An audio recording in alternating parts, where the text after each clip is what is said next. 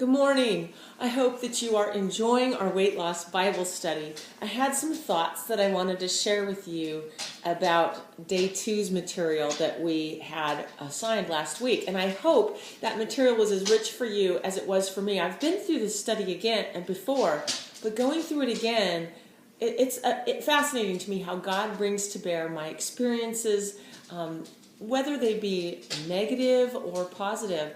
He brings that into this situation and shows me new insight. It gives me new wisdom as I approach the questions. One of the things about Barb's questions in day 2 that struck me so profoundly, I was raised by 2 alcoholics. Alcoholism is not unfamiliar to me. And for her to liken eating outside of our boundaries and just one bite outside of our boundaries, kind of like the alcoholic who justifies just one drink. I found that extremely profound because so often we say there can't be a real comparison because we have to eat to live. Well, that's true, but I have boundaries. And what happens when I choose to try to justify eating outside of those boundaries? And this week we will be doing her questions on justification eating, which are great questions. So I don't want to preempt that. But I found that this question of when I say just one bite outside of my boundaries, it kind of starts a whole landslide. Do you find that true for you as well? It definitely does for me.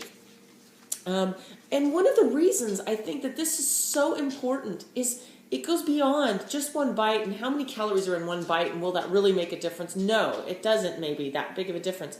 But it starts a path. It starts me down a path where I begin to justify the next bite and the next bite and the next bite all outside of my boundaries. And what that's doing in the meantime is kind of creating a hardness of my heart to God. I'm just saying, talk to the tail is what I'm saying to my God, who has led me to this place, to these boundaries that I've established. So I realized that I don't want to say no to God and yes to even one bite outside of my boundaries, not because of some legalistic restriction or thinking that I can win his approval or his love in some way. That's not it. It's because I don't want to harden my heart to him, and I want to remain softened to his leading. Another question I wanted to highlight, and this is I love having her questions be so direct. I hope you find that valuable too.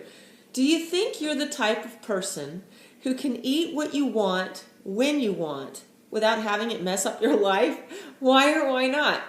Well, hello, Heidi. No, I can't eat whatever I want whenever I want.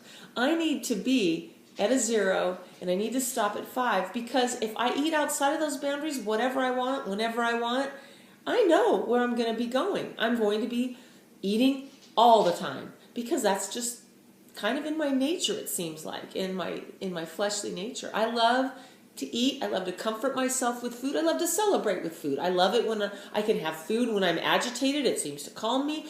Basically, anything is a reason for me to eat, it seems like.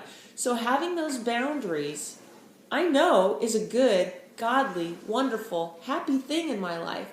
And really, as I begin to just cooperate with God and living within those boundaries, I experience a joy that far surpasses any of the joy that living without restriction in my eating could possibly give me.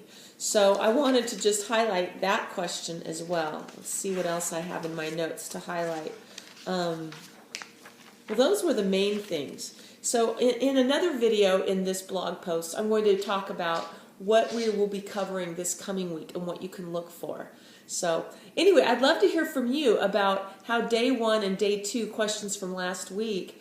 If you have any additional thoughts or insights, what did you get out of that? Was it a new way of thinking of thin within eating, of 0 to 5 eating, of boundaries? Did you get a new insight? Did it help in some way? Oh, I would love to know.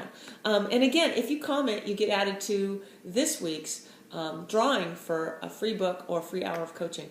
All right, talk to you.